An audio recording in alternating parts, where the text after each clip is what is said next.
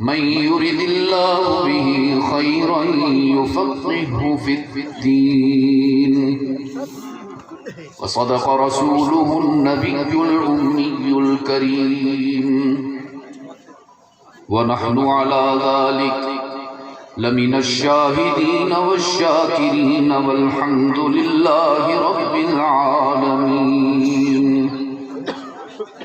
خدا در انتظار حمد مانیست، محمد چشم بر راہ ثنانیست. محمد حامد حمد خدا بس، خدا مدافرین مصطفیٰ بس. محمد اسمی خام خدا را، خدایا از تو حب مصطفیٰ را. اللهم صل على محمد وعلى آل محمد كما صليت على إبراهيم وعلى آل إبراهيم إنك حميد مجيد. اللهم بارك على محمد وعلى آل محمد كما باركت على إبراهيم وعلى آل إبراهيم إنك حميد مجيد. گرامی قدر علماء کرام، ارباب علم و دانش، محترم بزرگوں، عزیز دوستو، آج 15 فروری 2021 ہم یہاں امید علی نزد جیکب آباد سندھ پاکستان میں سیرت النبی صلی اللہ علیہ وسلم کے حسین عنوان سے معنون اس مبارک تقریب میں دعوت اور تبلیغ کی نسبت سے جمع ہیں. مجھ سے پہلے مجھ سے بہت بہتر علماء کرام آپ سے گفتگو فرما چکے ہیں اور انشاءاللہ میرے بعد بھی یہ سلسلہ جاری رہے گا. آپ سب حضرات اتنی بڑی تعداد میں قرآن اور سنت کی روشنیوں سے اپنے قلوب کو منور کرنے کے لیے تشریف لائے ہیں. میں اس پر آپ سب کو ہدیہ تبریک پیش کرتا ہوں. دعا گو ہوں کہ اللہ ہم سب کی حاضری قبول فرمائے، اور یہ بھی دعا کرتا ہوں کہ جیسے ہم اور آپ یہاں پر اکٹھے ہیں، اللہ ہمیں مسجد حرام میں اکٹھا فرمائے. چاہت ہے جانے کی، یا بس تصویریں دیکھ دیکھ کے دل بھر تو نہیں کیا بیت اللہ سے؟ صرف چاہت ہے یا رب سے مانگتے بھی ہو؟ اور میرے والد گرامی علامہ سید عبد المجید ندیم رحمۃ اللہ علیہ فرمایا کرتے تھے، اللہ سے جب مانگا کرو اپنے حالات سامنے رکھ کر نہ مانگا کرو، اس کی رحمت سامنے رکھ کر مانگا کرو. اس لیے کہ جب اپنے حالات کو سامنے رکھو گے تو متذبذب رہو گے، کنفیوز رہو گے کہ ان حالات میں میری بات کیسے پوری ہو سکتی ہے. لیکن جب اس کی رحمت اور اس کی عطا کو سامنے رکھو گے تو اس یقین سے دعا ہوگی کہ ادھر زبان سے ادا ہوگی، ادھر قبول ہو جائے گی. اور میں کہا کرتا ہوں عزیز دوستو، وہ تو ایسا بے نیاز رب ہے کہ جو چیونٹیوں کی بھی سن لیتا ہے. مولانا روم رحمت اللہ علیہ نے ایک حکایت اپنی کتاب میں لکھی ہے ایک چیونٹی کے بارے میں کہ اس کے دل میں ایک خواہش پیدا ہوئی. پتہ ہے کس چیز کی؟ ہماری بھی خواہشات ہوتی ہیں نا کہ ہمیں پلاٹ مل جائے، کوئی زمین مل جائے، کوئی ہمیں ممبری مل جائے، کوئی حکومتی عہدہ مل جائے. اور آج کل تو لوگ ترس رہے ہیں کچھ اور نہیں تو ہم سینیٹر ہی بن جائیں. آئیے میں آپ کو بتاؤں کہ ایک چیونٹی کے دل میں کیا آرزو پیدا ہوئی اور اس کو رب نے کیسے پورا کیا. فرمایا بود مور حبس داش کے در کا برست، بود مور حبس داش کے در کا برست، دست بر پائے کبوتر زد و ناگار رسید. چیونٹی سمجھتے ہیں آپ کے ہاں؟ کیا کہتے ہیں چیونٹی کا نام کیا ہے؟ قبیلی. ہاں زندہ باد. یہ تو سرائکی میں بھی کہتے ہیں. سرائکی تو سمجھتے ہوں گے نا آپ؟ کل آپ لوگ تھے جب میں وہاں پر حاضر تھا، کون سی جگہ پر تھا جی؟ دوپہر میں وہاں شاکر شوجابادی کا ایک شعر سنایا تھا، یاد ہے کسی کو؟ اتھاں جو بھوگ بھوگے ہیں اتھاں کوئی تاں جزا مل سی، تھکیڑے سارے لہوے سے نبی مل سی، خدا مل سی۔ اسی طرح وہ ایک اور شعر کہتا ہے، ہمارا میں نے رات سنانا تھا، یاد نہیں آیا۔ ہاں وہ کہتا ہے مخالف جتنے جابر ہیں تو حق دا کعبہ نہ چھوڑی، مخالف جتنے جابر ہیں تو حق دا کعبہ نہ چھوڑی، خدا چاہندے ابابیلاں کنوں ہاتھی مرا ڈیندے۔ میرے عزیز دوستو، ایک قبیلی کے دل میں آرزو پیدا ہوئی، عرض کیا الہ العالمین میرا دل چاہتا ہے میں مکہ پہنچ جاؤں اور بیت اللہ کے گرد دیوانی ہو کر چکر لگاؤں اور وہاں سے واپس نہ آؤں، کسی حاجی کے پاؤں کے نیچے آ کر شہید ہو جاؤں۔ لیکن کہنے لگی الہ العالمین راستے میں ہزاروں میل کے صحرا بھی ہیں، موج زن سمندر ہیں، متلاطم دریا بھی ہیں، سرد و فلک پہاڑ ہیں، میں کیسے پہنچ سکوں گی؟ رب نے فرمایا قبیلی تو چھوٹی ہے تو کیا ہوا، تیرا رب تو بہت بڑا ہے۔ قبول کر لی بات، قبول کر لی، اور کیسے قبول کی؟ رب العالمین نے فرمایا پریشان ہونے کی ضرورت نہیں، تیرے لیے جہاز بھیج رہا ہوں، اور جہاز بھی چارٹرڈ جہاز جس پر اور کوئی سواری ساتھ سفر نہیں کرے گی۔ رب العالمین نے ایک کبوتر کو جہاز بنا کر بھیج دیا، وہ کبوتر اڑتا ہوا آیا، چیونٹی کے قریب بیٹھ گیا، رب نے فرمایا بیٹھ جا اس کے پاؤں پر، یہی تیری فلائٹ بنے گی۔ چیونٹی کبوتر کے پاؤں پر بیٹھ گئی، کبوتر اللہ کے حکم سے اڑنا شروع ہو گیا۔ کس کے حکم سے؟ کون بلاتا ہے؟ آواز آپ کی کم ہے کچھ تھوڑی سی، آج کچھ تھکے تھکے سے لگ رہے ہو۔ میرا آج جیکب آباد میں آخری پروگرام ہے تو مجھے خفا کر کے نہ بھیجو، ذرا مجھے چست بنا کر بھیجو نا۔ کون بلاتا ہے؟ کون لے جاتا ہے؟ کون اسباب مہیا کرتا ہے؟ رب نے فرمایا چونٹی آج تجھے ٹکٹ کی بھی ضرورت نہیں، پاسپورٹ کی بھی ضرورت نہیں، ویزے کی بھی ضرورت نہیں، ریال کی بھی ضرورت نہیں، جہاز آ گیا نا، بیٹھ جا اس کے پاؤں پر، یہی تیری فلائٹ ہوگی۔ چیونٹی کبوتر کے پاؤں پر بیٹھ گئی، کبوتر نے اللہ کے حکم سے اڑنا شروع کیا، اڑتے اڑتے دریاؤں سے بھی گزر گیا، صحراؤں سے بھی گزر گیا، پہاڑوں سے بھی گزر گیا، جنگلات کو بھی سر کیا، اور چشمے زدن میں سیدھا مکہ پہنچ کر بیت اللہ کی چھت پر بیٹھ گیا۔ اب تعالیٰ نے فرمایا میری چیونٹی چھوڑ دے اس کا پاؤں، تیرے عشق کی منزل آ گئی ہے۔ جب وہ لے جانے پر آتا ہے تو چیونٹیوں کو بھی پہنچا دیتا ہے۔ امید علی والو تم کیوں نہیں زور سے آمین کہتے کہ اللہ ہم سب کو وہاں حاضری عطا فرمائے۔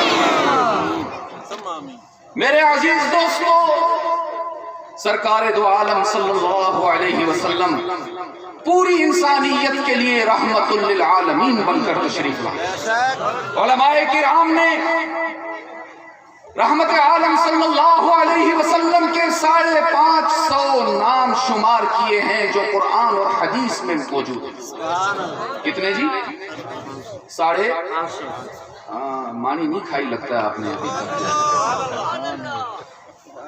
550 نام ہیں، ان میں محمد بھی ہے، احمد بھی ہے، ماہی بھی ہے، حاشر بھی ہے، فاتح بھی ہے، خاتم بھی ہے، ابو القاسم بھی ہے، طہ بھی ہے، یاسین بھی ہے، قریشی بھی ہے، ہاشمی بھی ہے، عربی بھی ہے، مکی بھی ہے، مدنی بھی ہے، رؤوف بھی ہے، رحیم بھی ہے، تہامی بھی ہے۔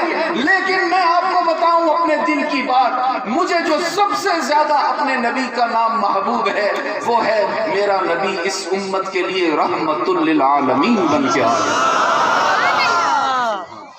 کوئی ماں اپنی اولاد کے لیے اتنی رحیم اور شفیق نہیں ہے جتنا محمد عربی اپنے بن دیکھے امتی کے لیے رحیم ہے۔ ایک مرتبہ پتہ نہیں کیا ہمارے نبی کے دل میں آیا، فرمایا وَدِدْتُ أَنِّي لَقِيتُ إِخْوَانِي، صحابہ میرا دل کرتا ہے اپنے بھائیوں سے ملاقات کروں۔ صحابہ نے عرض کیا أَوَلَيْسَ نَحْنُ إِخْوَانُ، اللہ کے محبوب ہم آپ کے بھائی نہیں؟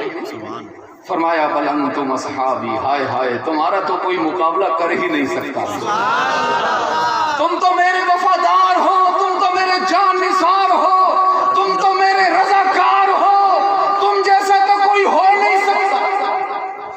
تو عرض کیا پھر آپ کے بھائی کون ہیں؟ فرمایا ولیکن اخوانی الذین آمنوا بی ولم یرونی، میرے بھائی وہ ہوں گے جو 1400 سال کے بعد امید علی کے گوٹھ میں بیٹھے ہوں گے، فیصل گفتگو کر رہا ہوگا اور انہوں نے اپنے نبی کا چہرہ بھی نہیں دیکھا ہوگا، پھر بھی کہتے ہوں گے محمد الرسول اللہ، جو مجھے دیکھے بغیر مجھ پر ایمان رکھتے ہوں۔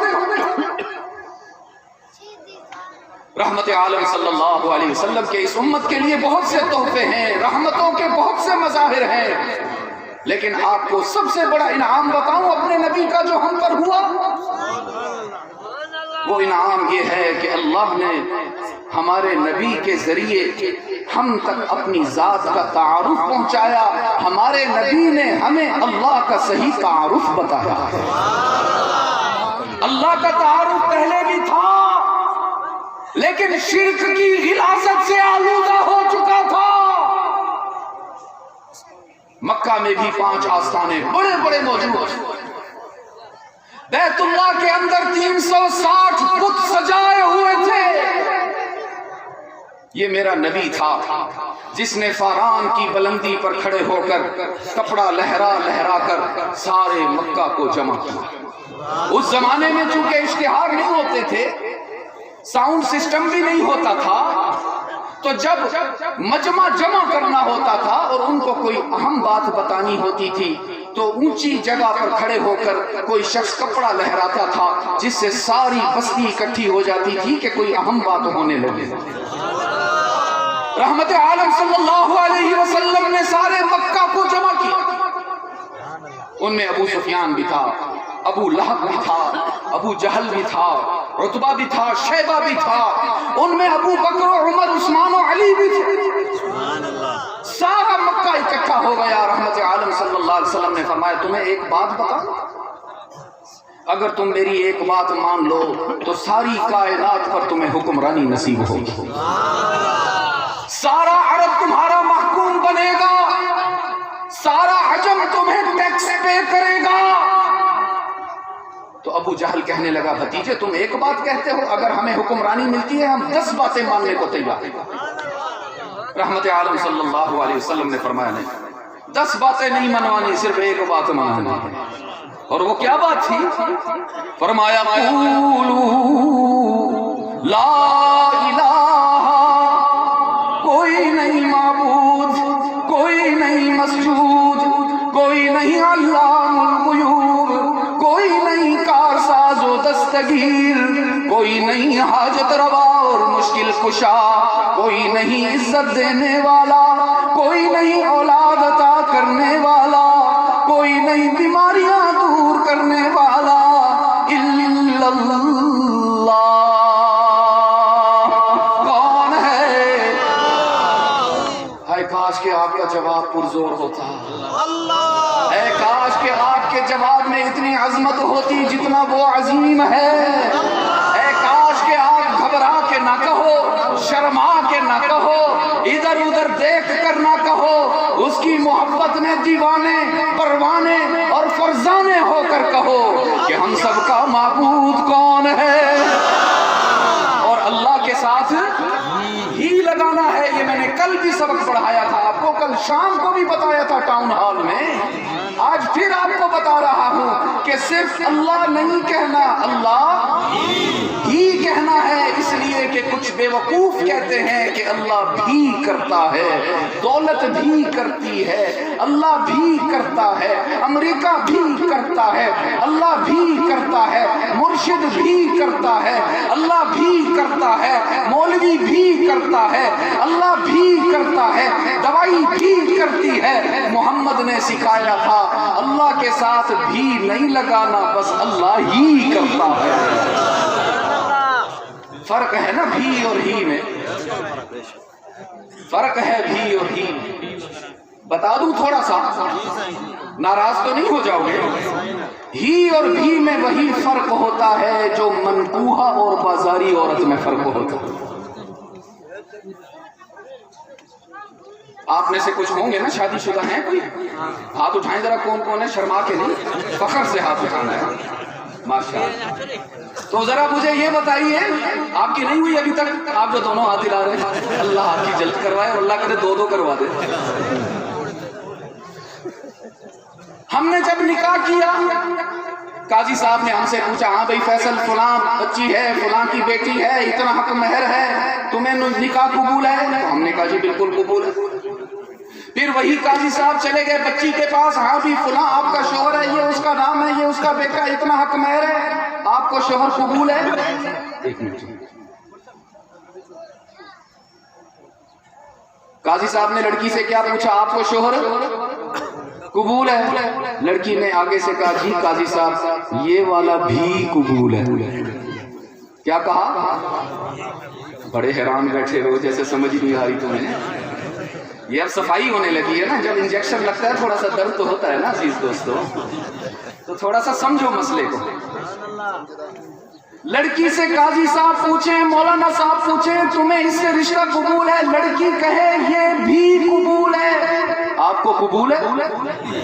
بھی والی قبول ہے؟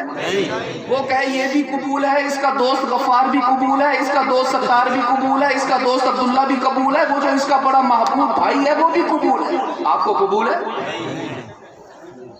بس یہی فرق ہے بھی اور ہی میں۔ آپ کی چھوٹی سی غیرت اپنے حقوق ازدواجیت میں بھی کو برداشت نہیں کرتی، تو آپ کا رب اپنی عبادت میں بھی کو کیسے برداشت کرے گا؟ آپ اپنے نکاح کے حق میں اپنے دوست کو شریک گوارا نہیں کرتے، اپنے بھائی کو شریک گوارا نہیں کرتے، اپنی اولاد کو شریک گوارا نہیں کرتے، اللہ بھی اپنی عبادت کے حق میں اپنے نبی کو بھی شریک گوارا نہیں کرتا۔ تو اس لیے ذرا جم کے جواب دینا ہے، گھبرا کے نہیں۔ عقیدہ توحید میں کمزوری برداشت نہیں۔ میرا فتویٰ سنتے چلے جاؤ، میں باقاعدہ مفتی ہوں الحمدللہ، باقاعدہ مفتی ہوں، نام کا نہیں، میں نے باقاعدہ سند لی ہے بنوری ٹاؤن سے، فتویٰ دے رہا ہوں۔ اگر عقیدہ توحید میں لڑکھڑا گئے نا، ہزاروں حج بھی کام نہیں آئیں گے، لاکھوں عمرے بھی کام نہیں آئیں گے، درودوں کی تسبیحات بھی کام نہیں آئیں گی، لمبا چوڑا امامہ بھی نہیں جنت میں لے جائے گا۔ حق تعالیٰ فرمائیں گے میرے ساتھ جس کو شریک بنایا تھا، جس سے مدد مانگتا تھا، جس کو مشکلات میں پکارتا تھا، آج جنت بھی اسی سے جا کے لے لو۔ لیکن اگر عقیدہ توحید میں پختہ ہو گئے، اگر اللہ کی ذات میں، اس کی طاقت میں، اس کی قدرت اور صفات میں، اس کی مخلوقات میں سے کسی کو شریک نہ کیا، تو ایمان رکھتے ہوئے اپنے رب کی رحمت پر فتویٰ دے کر چاہ رہا ہوں کہ انشاءاللہ ثم انشاءاللہ گناہوں کے باوجود، خطاؤں کے باوجود جنت یقینی ہوگی۔ تمہارا رب تو تمہیں معاف کرنے کو بے قرار رہتا ہے۔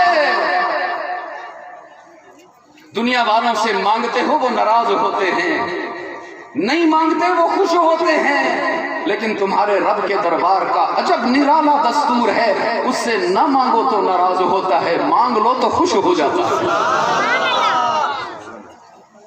میرے عزیز دوستوں، میں کہا کرتا ہوں ہمارے رب جیسا کوئی اور ہے ہی نہیں کہ ہم اس کی طرف جائیں۔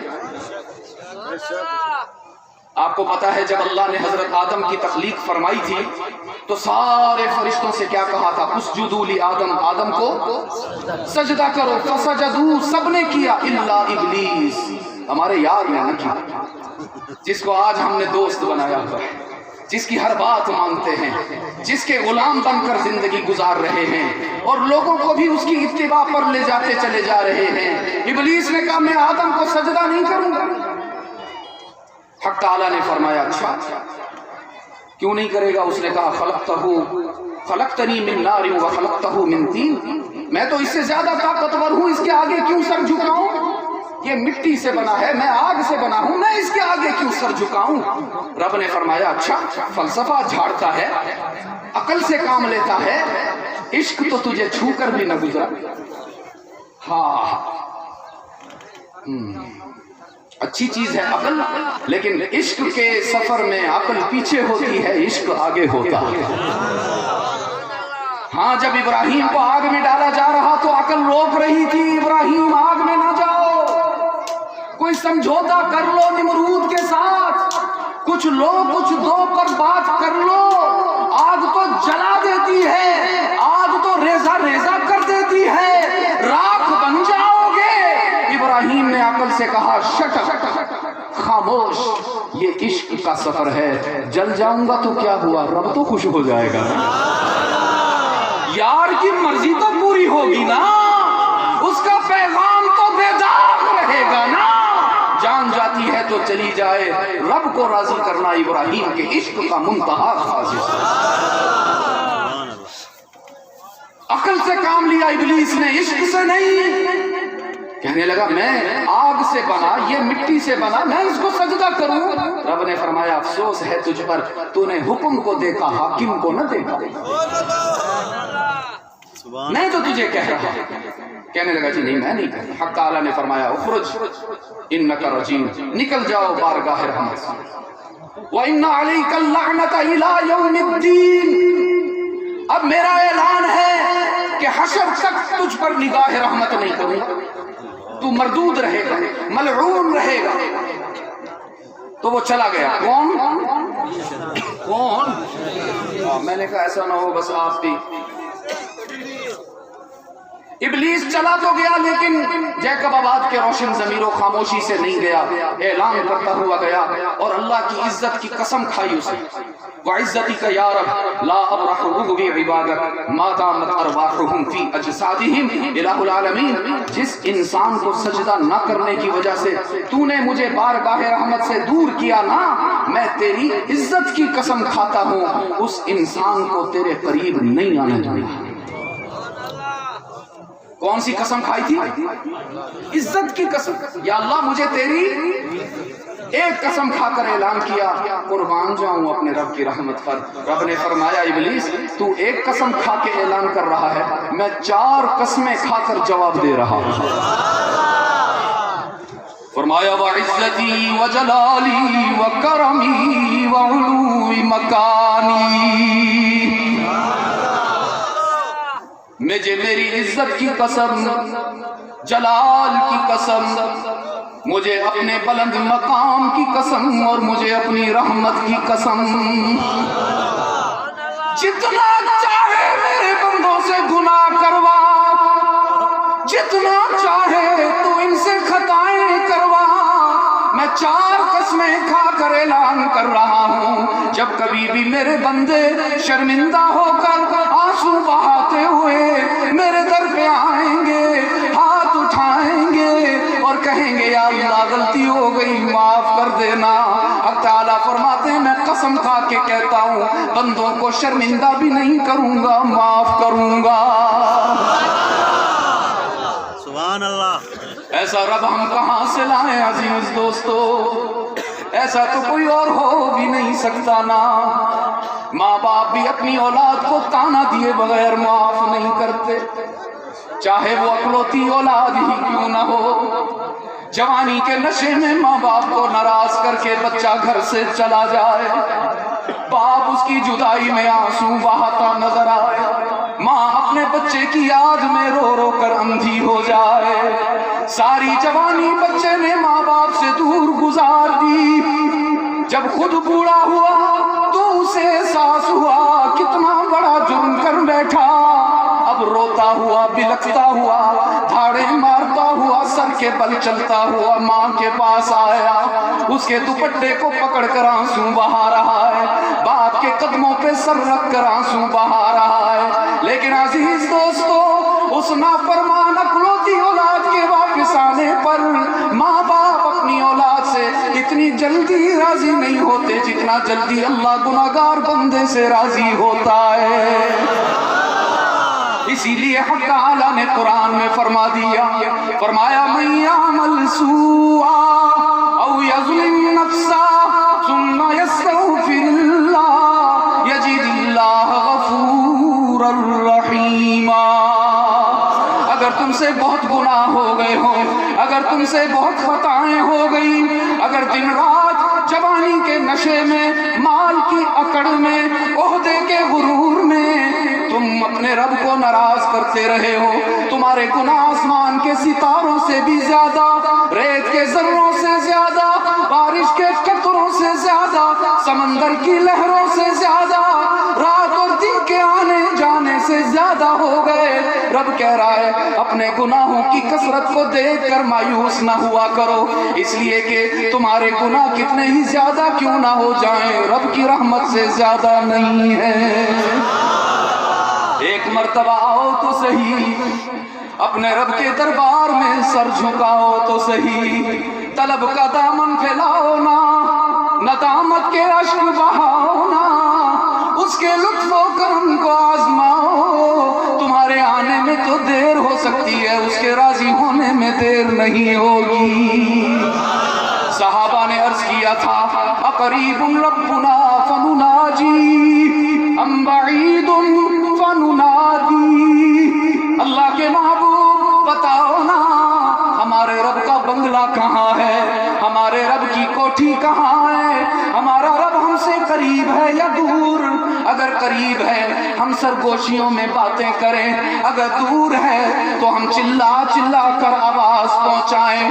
حق تعالیٰ نے فرمایا میرے محبوب آپ نہ، میں خود جواب دوں گا، آپ نہیں، زبان آپ کی ہوگی، بیان رب کا ہوگا۔ رب نے فرمایا نحن اقرب الیہ من حبل الورید، میرے محبوب اپنی امت کو بتا دیجئے اللہ بڑا تو ساری کائنات سے ہے، اللہ عظیم تو ساری مخلوقات سے ہے، لیکن اس نے اپنا گھر کہیں دور نہیں بنایا، اللہ تو اپنے بندے کی شہرت سے بھی زیادہ قریب رہتا ہے۔ اس کے قبول کرنے میں دیر نہیں، ہماری طلب میں دیر ہے نا، اس کے عطا میں کمی نہیں، ہمارے سوال میں کمی ہے۔ رب نے فرمایا ربکم قال ربکم ادعونی استجب لکم، کیا کمال الفاظ ہے، استمع نہیں کہا، رب نے یہ نہیں کہا مجھے پکارو گے پہلے سنوں گا پھر غور کروں گا پھر سوچوں گا پھر فیصلہ کروں گا کہ دوں یا نہ دوں۔ ہائے، فرمایا قال ربکم، ارے او گناہگارو، او خطا کارو، زندگی بھر اپنے رب کو ناراض کر کے رکھنے والوں، ربکم، تمہارا رب تمہیں تسلی دے رہا ہے، تمہاری حوصلہ افزائی کر رہا ہے، ادعونی، مجھے ہی پکارو، مجھے، وہ ہی اور بھی کا فرق یاد ہے نا، ادعونی، مجھے ہی میں زور لگاؤ نا، ذرا تمہارا بھی تو پسینہ نکل جائے نا آج، تمہاری محبت کا بھی تو اظہار ہو جائے نا رب سے۔ فرمایا قال ربکم ادعونی، رب نے فرمایا مجھے ہی پکارو، سنے بغیر نہیں، سنوں گا پھر قبول کروں گا پھر اس کے بعد سوچوں گا، یہ طویل پروسیس ہے۔ رب نے فرمایا ادھر تم پکارو گے ادھر میں قبول کر لوں گا۔ ہاں، ایسا رحیم رب، ایسا کریم رب، یہ تعارف محمد نے امت کو کروایا ہے۔ یہ میرے نبی کا اس امت پر سب سے بڑا احسان کہ اس نے اللہ کی ذات کا بے داغ تعارف ہم تک پہنچایا۔ شرک کی غلاظت سے آلودہ تعارف ہو چکا تھا میرے رب کا، محمد آیا تو اس نے آلودگیوں کو دور فرمایا۔ محمد آیا تو ضلالت کو ہدایت سے بدلا، محمد آیا تو شقاوت کو سعادت سے بدلا، جہالت کو معرفت سے بدلا اور جہنم کو جنت سے بدل دیا۔ میرے عزیز دوستو، رحمت عالم صلی اللہ علیہ وسلم کی سیرت کا ہر پہلو اتنا بھرپور ہے، اتنا حسین ہے، اتنا منور ہے اور اجالوں سے اتنا معمور ہے کہ قیامت تک کی عمر نصیب ہو جائے، گفتگو کے لیے جبرائیل کی زبان مل جائے اور سماعت کے لیے ابو بکر و عمر کا دل مل جائے، پھر بھی سیرت کا حق ادا نہیں ہو سکتا۔ حق تعالی نے رحمت عالم صلی اللہ علیہ وسلم کی اطاعت سے اپنی محبت کو مشروط کیا۔ رب اس وقت تک نہیں مل سکتا جب تک محمد کی غلامی کا صحرا نہ سجا۔ میں نے دعویٰ کیا یا اللہ مجھے تجھ سے بڑی محبت ہو گئی ہے، میں چاہتا ہوں اپنی محبت ظاہر کروں، مجھے طریقہ بتاؤ ذرا۔ رب نے فرمایا ان کنتم تحبون اللہ، ان کنتم تحبون اللہ فاتبعونی یحببکم اللہ۔ اگر تمہیں رب سے محبت ہو گئی، اگر تم اللہ کی محبت کے متلاشی ہو، ادھر ادھر بھٹکنے کی ضرورت نہیں۔ رب نے فرمایا بس محمد کے غلام بن جاؤ، اللہ کی محبت ملے گی۔ تو پھر آج کی اس محفل میں کیوں نہ ہم یہ وعدہ کر لیں کہ آئندہ کی زندگی اپنی مرضی پر نہیں گزاریں گے، اللہ کے محبوب کی مرضی پر گزاریں گے۔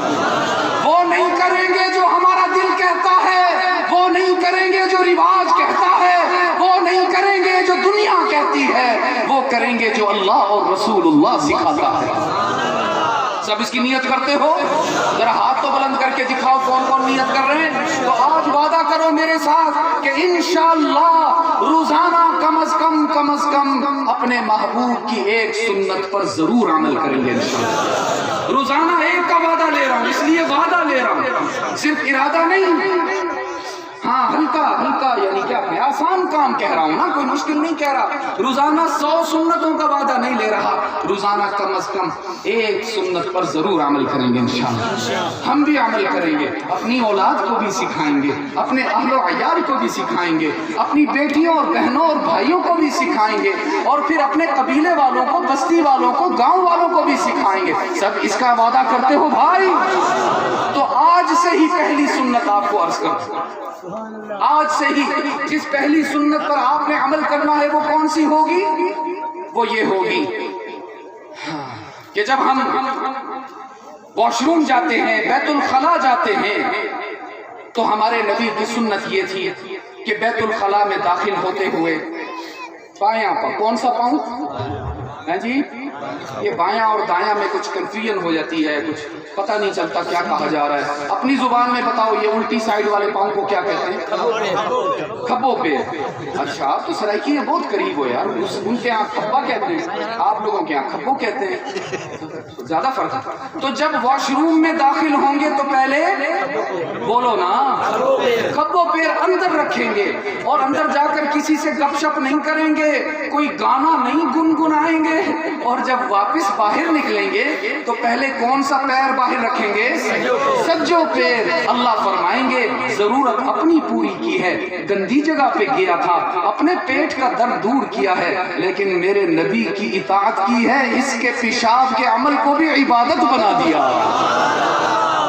دین بہت آسان ہے عزیز دوستو، کوئی مشکل نہیں ہے، شیطان مشکل بنا کر پیش کرتا ہے۔ یقین فرمائیے دین گرمی میں ٹھنڈا پانی پینے سے بھی زیادہ آسان ہے۔ سب اس کی نیت کرتے ہو بھائی؟ اللہ آپ سب کو سلامت رکھے۔ بہت زیادہ شکر گزار ہوں، بہت محبت سے آپ نے بات سنی۔ اب انشاءاللہ ظہر بھی ہوگی اور پھر اس کے بعد نکاح ہوگا۔